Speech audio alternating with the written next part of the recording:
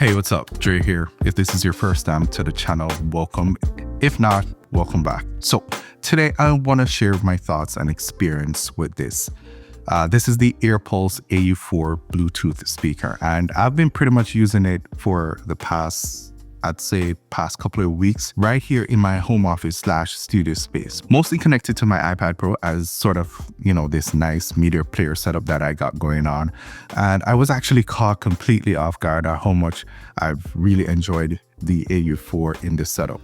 So I want to talk a little bit about some of the things that I've enjoyed or I've liked using the AU-4s. Of course, want to share some of the things that I'm not so much of a fan of, and just some different creative use case scenarios for using a Bluetooth speaker like the AU-4s. But before we dive in, as always, I like to be transparent.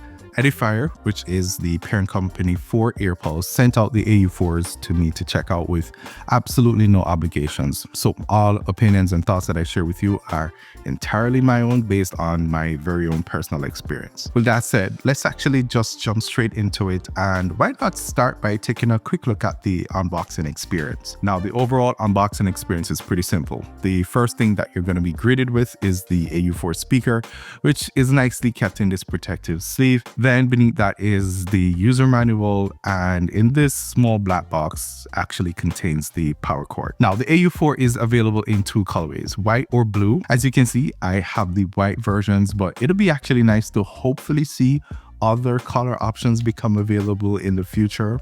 I don't know. The overall design and build quality of the AU-4 is fantastic. I really like the vintage look and vibe, which should actually be credited to Phil Jones, who is the brains behind the AU-4 and who is also clearly stated to be the designer on the speaker itself. Now, the construction of the cabinet is MDF with a simulated leather finish, which I think is somewhat similar to those used on a bass guitar type amp.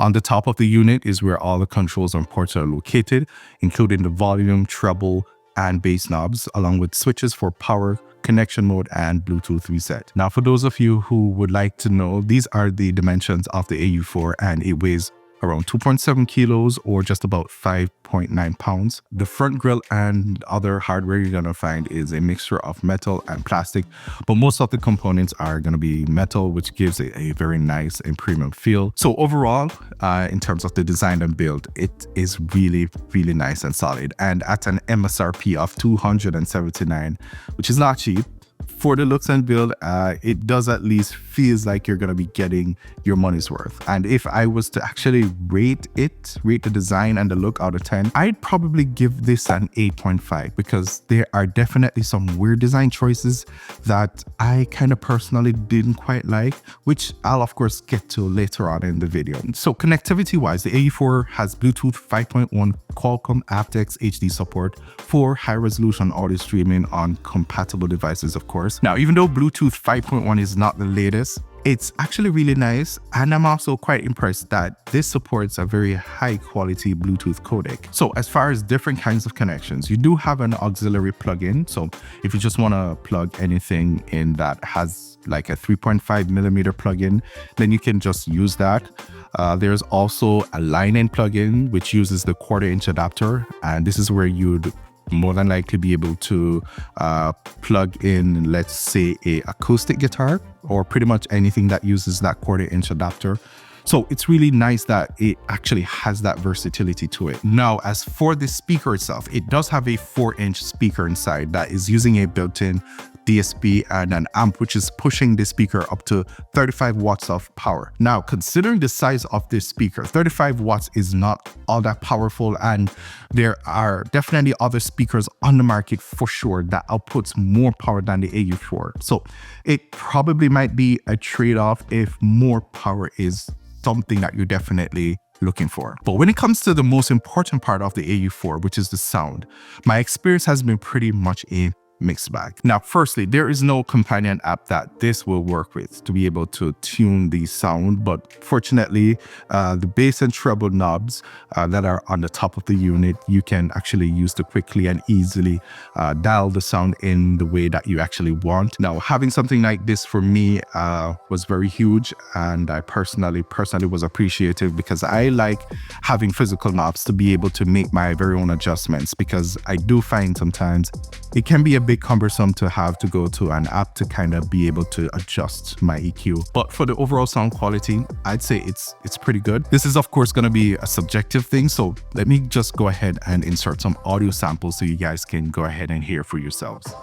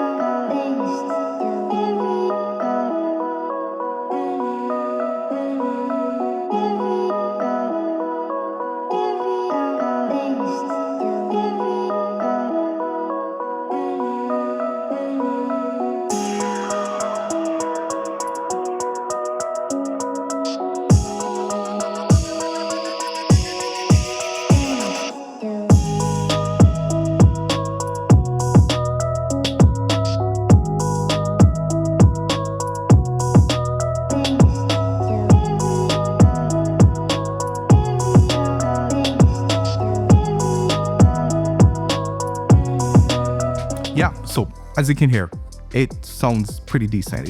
It's pretty good, and it does justice, in my opinion, to multiple genres of music. And the bass, I find, is actually well controlled, well, at least to my ears. It didn't sound super muddy, even if you do boost it with the EQ knob. The overall volume, I'd also say, does get pretty loud. Nothing that is gonna totally fill an extra large room or big open spaces for that matter. But for the average size living room, family room, or even in my very own home office here, I'd say, yeah, it's more than enough. The mids on the AU4 are pretty forward, definitely present, but the treble is what I'd say is lacking that clarity and detail that I was really looking for. So because of that, I would have to say, from a sound standpoint, the overall sound signature to me is that it's kind of leaning a bit more to the warmer tones. So for some, it might feel somewhat like it's lacking in general in terms of the overall sound quality. Now, pros and cons of the Airpulse AU-4 Bluetooth speakers. Let's actually start with the things that I really do like. Of course, the first thing is the design and the build. As I said, it's fantastic. The vintage approach with the analog switches and knobs, which are well made, by the way, is just really nice. The materials used feels very premium, and it's just overall a very high quality built Bluetooth speaker. But what I didn't like is the fact that the auxiliary ports, that's the line in and the auxiliary in, I really wish they were at the back, which wouldn't have interfered with the clean look when one or both cables are plugged into those ports. And I also wish the AC input as well was at the back and not the side where it's at. But given the design at the back, I don't see how that could have worked, as there's practically no space to house any of those connections. So I kind of understand why it had to be this way, but still, just, you know, my opinion, my thoughts. my preference. Now, what I also like is how small and compact the AU-4 is. It holds and fits in almost any space, whether it's, you know, in the corner of a console table, a bookshelf, or even on top of your desk. It just easily fits, you know, without any issues. Unfortunately though, the AU-4 is not portable. There's no built-in battery, so you won't be able to take the speaker with you outdoors unless you have, you know, some way or means to plug this into a power outlet. This was not marketed actually to be one of those kind of Bluetooth speakers that you can, you know, take with you anywhere, but it still would have been really nice to have as an option. Now, another issue where functionality is concerned is not having essential track control on the speaker to be able to skip whatever music you're listening to at the time.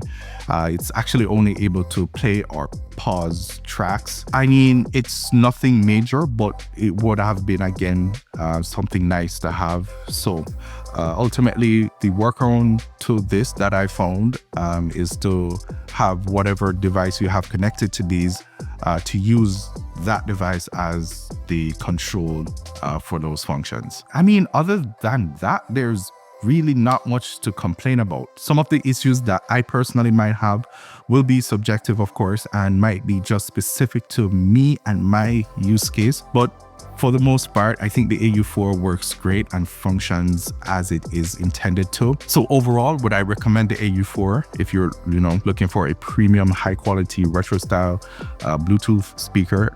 And in general, I'd say yeah. Again, I think the quality lives up to the price. It's got flexible inputs. It's very compact and versatile. It's especially suitable for someone who does use an acoustic guitar or, you know, other instruments, and they want something that is small and loud that they can also use as an amplifier on the go. But can you get a better performing Bluetooth speaker for a similar price or less than what the AU-4 is going for? You might, as well as you might not. I mean, essentially, it really depends on whether this speaker checks the boxes that are at the top of your priority list. If it does, then it's definitely worth checking out, in my opinion. I mean, I really didn't experience any significant issues that I would consider to be deal breakers. But if you're interested and want to know more, or if you just want to pick one up for yourself, then use my affiliate link down in the description below. And of course, ensure to use my discount code to save yourself some cash when checking out. Anyways, that's pretty much it for this review. Thanks so much for stopping by. Remember to leave a like on the video and subscribe if you have not done so as yet. That really helps the channel out a lot. And please feel free to share this video with someone who you think would also find the video helpful. Thanks again so much for your support, and I'll see you guys again in the next one.